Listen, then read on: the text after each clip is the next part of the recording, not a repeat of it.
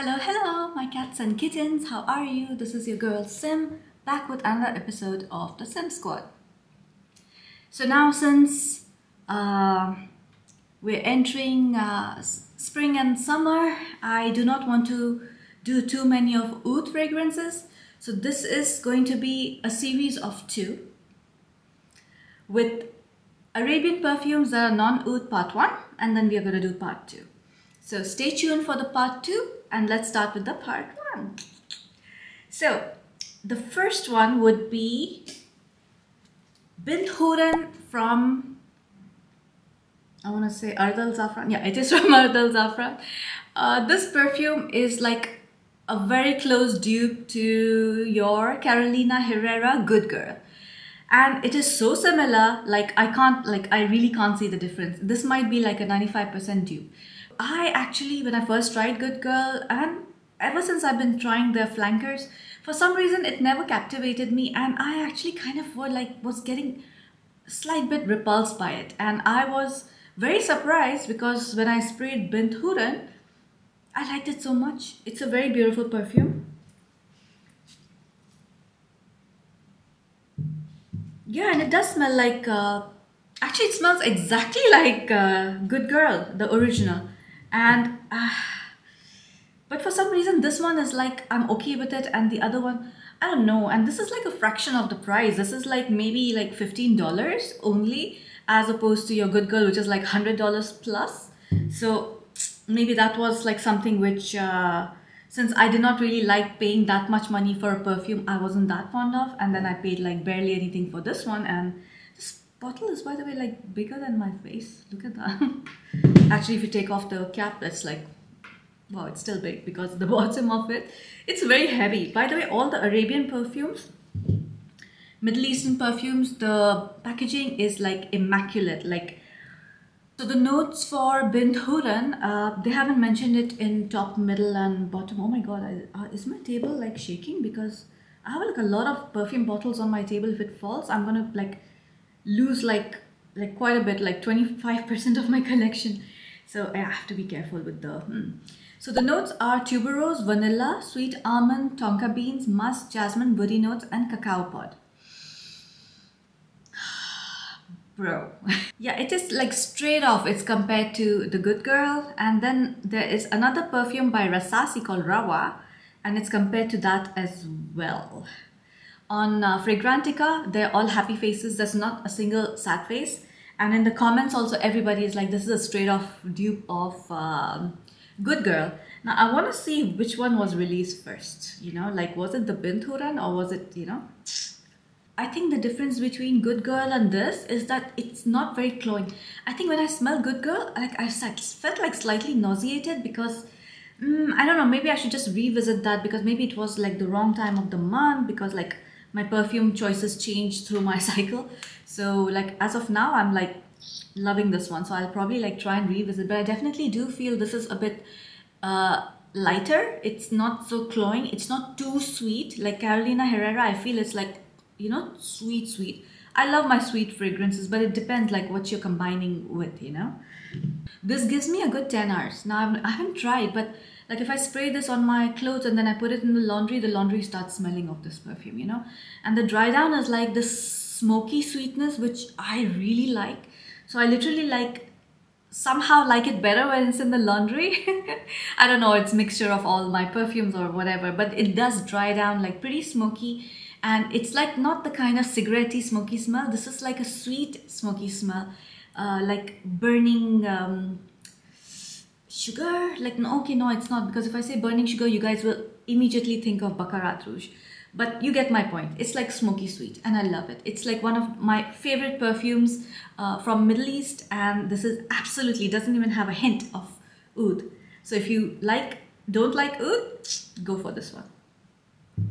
The next one is from Armaf, and I hate this bottle so much because it looks like a Zippo lighter with, you know, and so yeah, this one is Eternia Woman.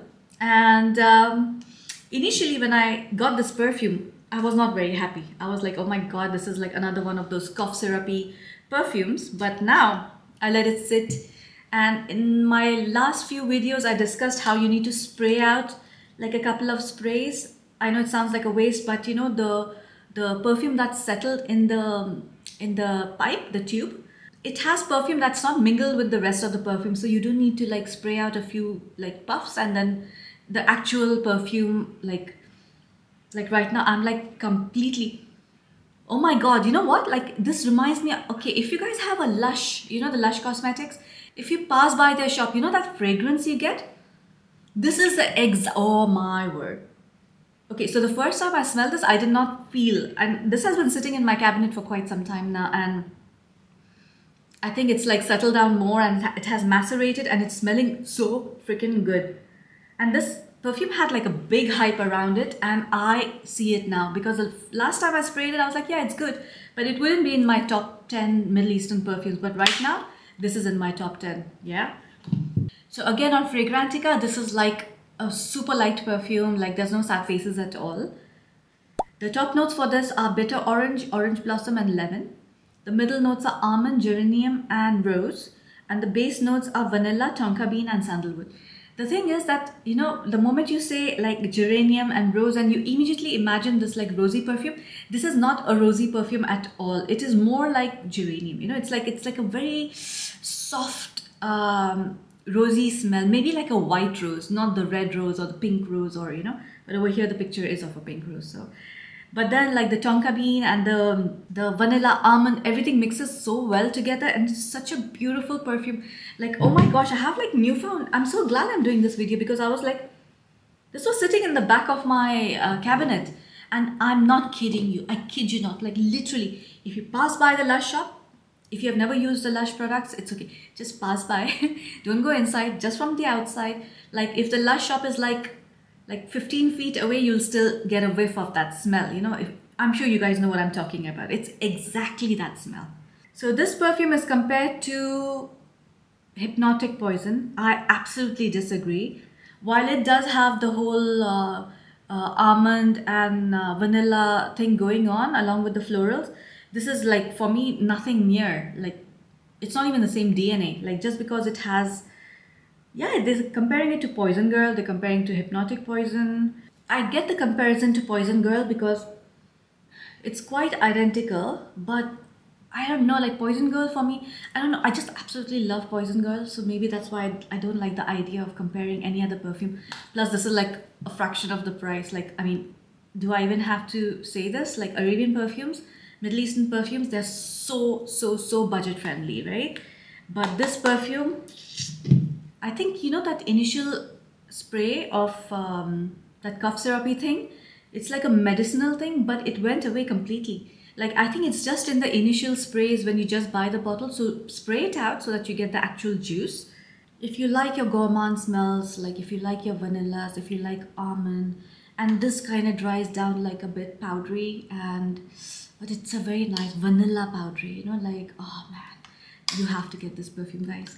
And I've heard that this is not readily available, so I'm gonna try and order a backup bottle, because I was like, okay, I'm gonna finish this bottle and then be done with it, but I think I need a backup bottle for this. I already have a backup bottle for Bint, Hooran. I'm gonna get one for this as well. So the next perfume is a recent buy for me, and this is I Am Queen by Zaafaran. Now, you know, I'll make a video of like all the Arabian brands that are popular, so that you have like an idea of all these brands, and I'll tell you a little bit about each brand. If you're interested in knowing something like that, just let me know in the comments so that I can like actually do the research and do it. First of all, what is this bottle? What is this bottle? I mean, it's so beautiful. It's so freaking beautiful. I've left it on the counter. It's a very vintagey kind of perfume. And this thingy on the top, it is, whoa, it's actually metal. I thought this is like plastic, but it is actually, wait a minute.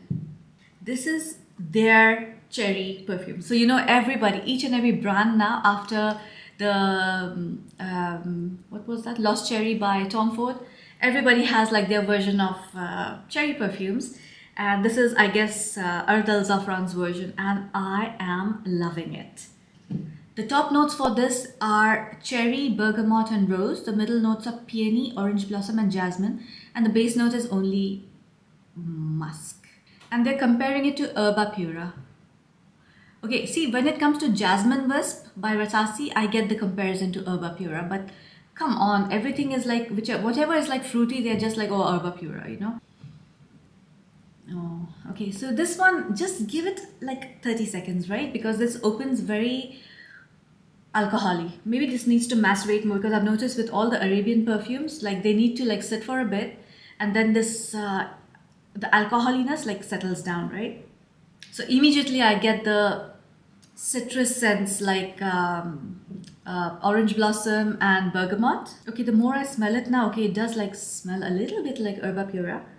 I guess it's that the whole musky floral thingy going on, you know? Like I get the pear is like really prominent in this.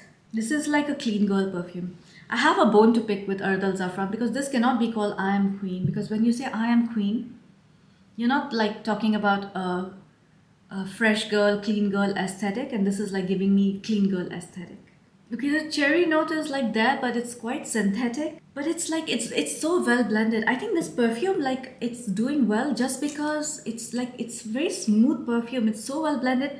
Like it's all like marinated together really well. You don't pick up like one specific note, or there's nothing that like bothers you. Like it's very like fresh, and I don't want to call it linear because it's changing like from the fruity to the muskiness, and it's like just giving it a very clean, fresh. I imagine like wearing this right after I take a shower at night, and then I would like probably put on some vanilla based body lotion and then spray this on myself, and I'm gonna smell divine. And I'm sure like when I wake up, the smell will linger on and it'll become more musky. Now this musk is something I can live with. As you all know, I have like very strong preferences when it comes to musk. 4 sprays are enough, and throughout the day it'll get more and more powdery, but it's not the kind of powdery which is like lipsticky vintage makeup kind of powdery. No, this is like a nice musky vanillic. Oh, it's so good. If you don't want to pay all the money for Herba Pura, this is like a very close dupe, and it is not that cloying. This is like, people say it's like a bit headache inducing. I get it, but don't overspray. If you overspray, obviously like strong perfumes, like Arabian perfumes, like rule of thumb is don't overspray.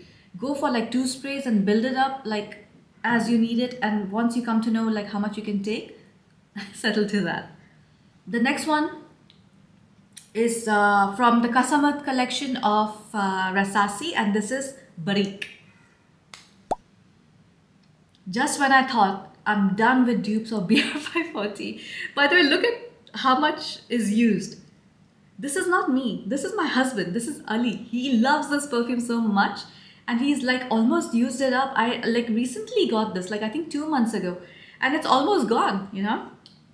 And I've been saying forever, like this Qasamat collection has like 4 perfumes, and I have 3, and one of them is missing, which is Rasana. And I keep saying I'll buy it, and this month I better buy it because it's like getting ridiculous now, because that's like one piece that's missing and it's bothering me so much. And once I have Rasana, I can actually make a video on the Qasamat collection with 4 of them, you know. Now this one is clearly a dupe for BR540. Whether it was done intentionally or not, I'm not sure, but it does smell extremely identical. I don't even have to stick it to my nose, like it's so strong. Like you can, yeah, okay. So see, the thing is, like I know Baccarat 540 is a very beautiful smell, no doubt. Like Francis Kurkdjian is a genius. Like I like him since the time he made the perfume for Jean-Paul Gaultier, the Fragile. And Fragile is discontinued, and it was one of the most traumatic news for me because I absolutely love that perfume. And there are many other perfumes like which he has made, and I found out much later is that it's the same designer, and I am obsessed with him. Like I'll just go ahead and buy any perfume he creates. So this one, very close dupe to, I'm gonna say it's like 99% dupe. Bergamot in the top notes, bergamot, green apple, orange, artemisia and tagetes. Middle notes are saffron, caramel, cloves, jasmine, chamomile, rose and violet. Base notes are musk, ambergris, cedar, leather, vetiver, moss, benzoin and patchouli. For the number of notes mentioned over here, this is a fairly like there's no sugar. Like it's weird because I know that the burnt sugar smell, but I can smell it. I can smell the burnt sugar. And it's compared to, first and foremost, BR540, then the BR540 Extrait, then the Orientica Rouge, which is like the dupe for Baccarat 540, then the Red Temptation by Zara. So you see the theme, right? It's like all of them are like dupes for Baccarat. Again, this is like a clean, slightly soapy leaning Baccarat Rouge. Like the more it's, you know, the opening was very Baccarat Rouge, and I take it back now. Because the opening was like Baccarat Rouge, but now it's smelling, it's its own perfume. I don't think it's very sweet. I don't like, it's just the initial spray that's sweet, but now it's like a nice woody scent, but it's a beast. You know, Baccarat Rouge, for some reason when I spray it, I get used to it. The whole olfactory adaptation thingy going on, it just like disappears. But this one is like, I can smell it. And all the other perfumes are really strong perfumes as well. And that is still sticking out, you know. So however, I won't be using it because this perfume is like too similar to Baccarat Rouge, and it's like, I don't know, maybe I need to try it again. But my husband loves it, and clearly once it's over, I'm going to repurchase it because he loves this perfume so much. Next is a new perfume. This is by Haramain. This is The Two of Us. This comes in a pack of 2. They are 55 ml perfume bottles, and I'm sure you, yeah, do you know what this perfume looks like? Yeah, I'm not gonna go out and say it, but it smells very similar to Creed Aventus. Huh. Again, it's so potent, so potent. Immediately you get the citrus, the cologne vibes, you know. Like for me, I don't know, like I never understood the whole rave for the Creed Aventus. Like, okay, fine, it's like a nice perfume. But you know, if you've grown up like in the 80s, like you know the smell is, you know, when you get sick and your mom puts like the cologne in like the warm water and then they put it on your head. No, not warm water, cold water, sorry. And that would defeat the purpose of the but she would dip the, you know, so that you get that cool, nice, fresh feeling. They used to add this cologne, and this smells exactly like that cologne. It's like, I don't know, like, let me know, do you girls remember that cologne? You know, I'm gonna try and find out what cologne that was. It had a beautiful bottle, by the way. And by the way, for the life of me, I can't find the notes. I just cannot find the notes for this. It has all the citruses, plus some woodsy notes, plus some spices, and musk and patchouli, I'm assuming, because it's smelling earthy, yeah. But not in a dirty way. But it's a very beautiful smell. Oh my gosh. Okay, so I'm gonna be like going nuts over this. Plus it's so inexpensive. I think this is like $40 for 2. So for the quality of Al Haramain, by the way. Al Haramain is one of my favorite Arabian perfumes brand. Whatever they release, I usually just love it. You know, I'm obsessed with their Junoon collection. This one was like, I had not heard about this, to be honest with you. And then they sent it to me as PR. And I'm not promoting this as PR, by the way, because I've already done videos for them. But this is just like become one of my favorite perfumes. I'm going to use this a lot during summer. You will see me wearing more of like these fresher scents. I think all of y'all know me from my gourmands, because winter is when I created my channel and I've been just talking about like gourmandy smells, right? Oh. By the way, the men's version is slightly spicier, and this one I think has like that sweet caramelly kind of note, which is the difference between the two.